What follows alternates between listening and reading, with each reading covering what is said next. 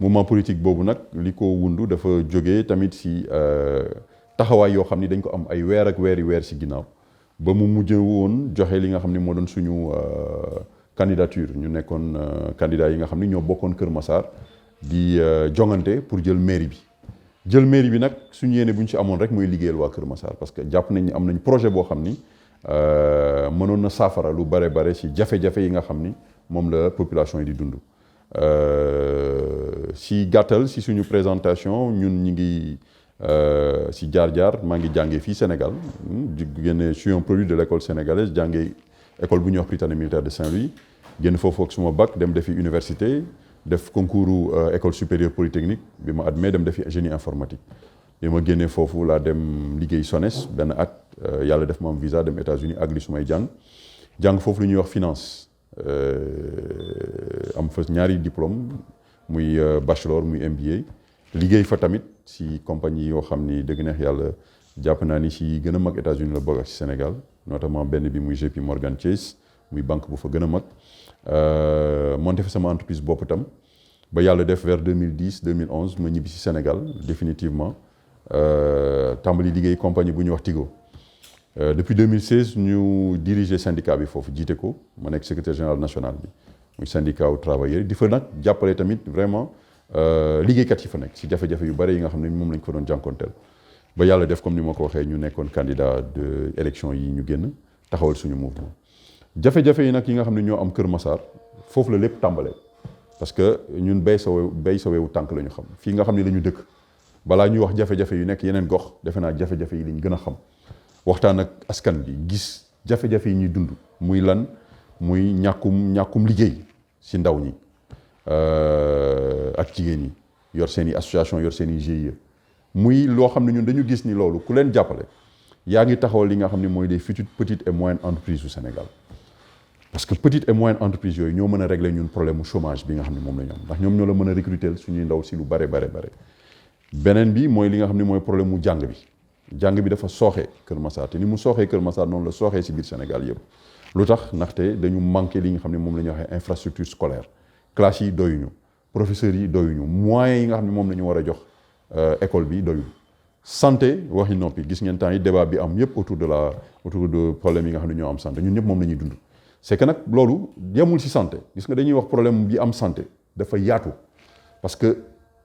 gestion wu ressources humaines yi muy li ñuy wax service clientèle parce que même soo duggee si santé am na noo xam ne noonu la ñu la war accueillir am na noo xam ne noonu la ñu war a jëlee en charge li nga xam ne mooy say jafe-jafe orienté la jàppale la ba nga xam ne li nga xam ne moom nga am moom pour jafe-jafe ñu faj ko ni mu amee si santé noonu la amee si administration bi yëpp fii ku fi ëtti këyit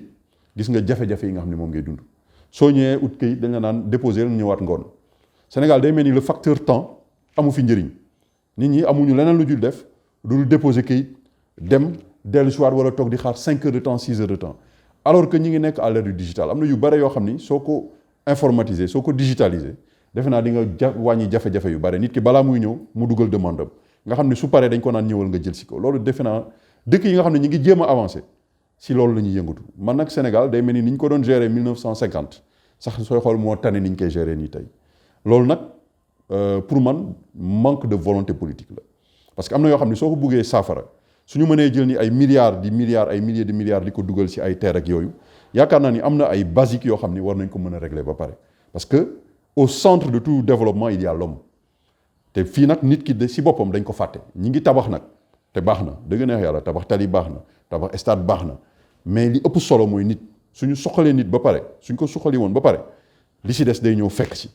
mais ñi ngi defar ba pare bàyyi li nga xam ne mooy li ëpp solo mooy nit ki moo tax lan nga gis dépravation des mœurs nit ñaa ngi ay xale yu ndaw ngay gis léegi ñuy rayaate yéen ma gën a gis li nga xam ne moom mooy actualité bi insécurité bi mi ngi galopante loolu tam mooy problème yi nga xam ne moo am Kër Massar ñu war ko saafara donc jafe-jafe yooyu yëpp moo tax ñun ñu taxawal suñu mouvement proposer tamit li nga xam ne mooy ay solutions au niveau local on l'avait fait te incha allahu rabi si diir bu gàtt dinañ proposer li nga xam ne ñun mooy suñu vision globale pour li nga xam ne mooy saafara jafe-jafe yi nga xam ne moom la ñuy jànkonteel biir Sénégal. waaw comme ni ma bëggee man bëgguma ñu tënk ma si opposition wala pouvoir parce que yaakaar naa ni développement Sénégal weesu na loolu ñun Sénégal ñun ñoo sut opposition ak pouvoir te politiciens yi nag yàlla dëgg la ñu ngi dugg si politique waaye man dama ne politiciens yi si amee ñu tardeel Sénégal politiciens yi si lañ bokk dëgg la bëri na nag ay sacrifice yu bare yoo xam ni kuy politique tant que defoo ko doo ko xam parce que li ñuy teg sa ndodd dafa bare dëgg la métti na mais si ñuy tardeel si la bokk parce que dañu naan c'est un jeu moi je suis dans l'opposition je suis dans le pouvoir mais ñoom ñooy toogaat si biir salon yi di waxtaan donc man kenn du ma tënk si fii laa far wala fee laa far par contre mën naa wax li nga xam ni d'accord naa si ak li nga xam ne moom le pouvoir en place di def wala d'accorduma si te suñu tolloo si élection it il faut nga positionné wu nga xool yow ndax da ngay dem contre le pouvoir ou avec le pouvoir élection législative yi ñu jëm ñun ànduñoo pouvoir bi présidentielle yi di ñëw it ànduñoo pouvoir bi parce que li nga xam ni moom li nga xam ni lañ fiy defagum ñun doyuñu alternative yi nga xam ne moom la ñu gis opposition bi di ko proposer moo gën a dal suñu xel donc si sous cet aspect mun nañu wax ni élection yi di ñëw législative yi incha allahu rabi dinañ bokk si jongante yi nga xam ni opposition bi moom mooy coalition bi nga xam ne moom la ñuy def. waaw loolu du loo xam ni dañ ko def par hasard mais moom laay wax rek hasard bu nekk na tuuti hasard mais hasard bu ñu kontaan la parce que ñun ANC soo xoolee ANC muy mouvement boo xam ni Mandela daf ko diriger woon bien que taxawulu ko sax mais daf ko diriger benn moment mu def fa nag liggéey boo xam ni dafa mucc ayib ñun ñëpp ay ndaw jamono yooyu ñu gis ko teg si suñu bët mu inspiré ñu. mooy lan mooy sacrifice bi nga xam ni de soi pour sa patrie mooy sacrifice bi mu def pour que ay ñi mu bokkal xeet muy africains yi nga xam ne ñoo dëkk Afrique du Sud mën a jot ci seen i droit te nag ay droit yu ndaw la woon rek mooy lan li mu doon wax one man one vote mooy benn nit benn kàddu la am ñun ñëpp a yem ku si nekk benn voix nga am égalité si biir diggante tubaab yeeg nit ku ñuul yi donc muy loo xam ni daf si sacrifier li nga xam ne mooy liberté am sacrifier si vie de famille am mais du sacrifice boo xam ni dafa mujj vain parce que lu tax tey Afrique du Sud su demee ba tey ay nit yu ñuul di ko diriger xeex yooyu ak sacrifice yooyu ñu def moom moo am moo tax Afrique du Sud su demee ba tey nekk quand même dëgg neex yàlla une vitrine fii ci Afrique sacrifice yooyu ak xeex yooyu ñu def moom moo taxoon moo tax it ñun suñu mouvement bi ñu ñëwee ne alliance nationale lay nekk ñu ne changement bi dina si jekk loolu parce que tamit li ñu yëkkati mooy changer lan mooy soppi li nga xam ni mooy doxalin soppi yenn suñu valeurs yi nga xam ne moo doon suñuy valeur ancestrale suñuy valeur sénégalaise ak africaine ñu andiwaat ko mu nekkaat au centre plutôt que dépravation yi nga xam ne moom ngay gis fi nga nekk nii ndaw ñi defe naa nga ne leen américain nga wala nga ne leen français nga la ñuy gën a sawar sax nga ne leen sénégalais nga cette fierté sénégalaise là dëgg la ndànk-ndànk mi ngi ñëwaat mais il faut ñu gën ko saxal suñuy ndaw parce que nag ñooñu noonu ñuy wax muy américain bi wala muy français bi ñoom dañoo fier ci seen patrie te loolu nag mooy li nga xam ne mooy vraiment impulser le développement déjà parce que balaa ngay liggéey jëm feneen nga liggéey andi sa gox. waaw ni Kër Massar moom dañu liggéey ci un projet de société boo xam ni présenté woon nañ ko wër nañu Kër Massar Sud yëpp présenté ko waa Kër Massar projet bi sooy xool ñetti axe la benn bi dañ ko jagleeloon ndaw ñi naka la ñuy régler problème mu chômage parce que loolu moom man dafa am solo si man ñun dañu jàpp ni au centre du développement dafa am l'homme dañu jàpp ni nit ki su mënalee boppam récupérer na li nga xam ne mooy dignitéem nit ki su mënalee boppam du teg kenn jafe-jafe su mënalee boppam suy liggéey di xëy di wàcc yenn jot yi sax dootu ko amati donc loolu dana régler lu bare dina régler problème mu insécurité dana régler problème des valeurs dana régler problème mu économique donc liggéey dafa am solo si askan te Sénégal nag liggéey daf fi manqué de manière criarde te pour loolu mën a am nag balaa ñuy taxawal ay projets yoo xam ni voilà ils ont l'air même des fois d'éléphant blanc surtout que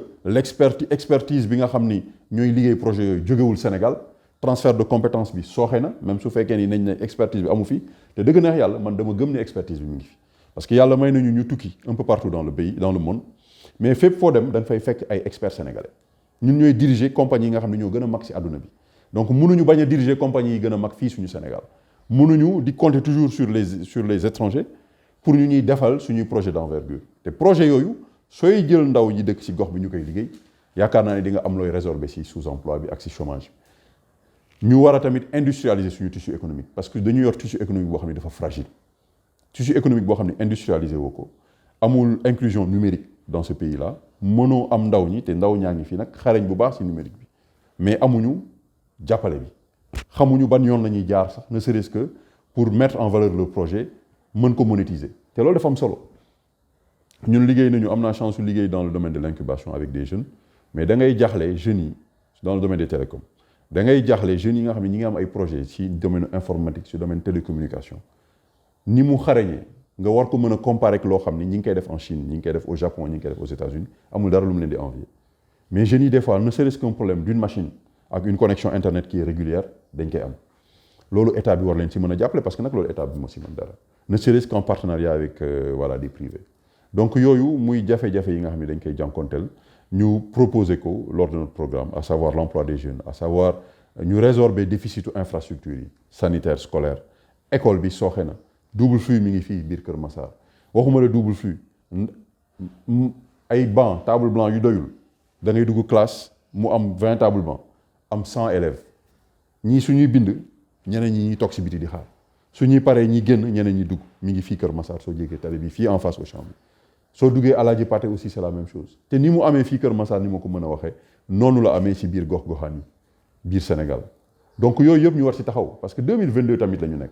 su fekkee ni dañu war a dem vers l'émergence dafa am ay base yoo xam ni dañ ko war a régler ba pare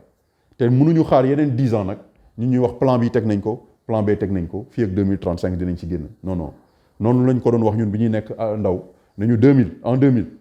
Sénégal dana mel ni comme Paris Sénégal a ngi nii ba léegi donc ay promesses su politicienne warul téye nit ñi defe naa fi mu nekk nii moo tax ñun dañu woo les citoyens à l'engagement parce que nit ki soo ko dénkee rek toog di xaar mu defal la defe naa dara du sotti mais il faut que ñun ñu engagé wu ñu organiser wu ñu mobiliser wu ba nga xam ni ñi nga xam ne ñoom la ñu dénk duñ leen may jàmm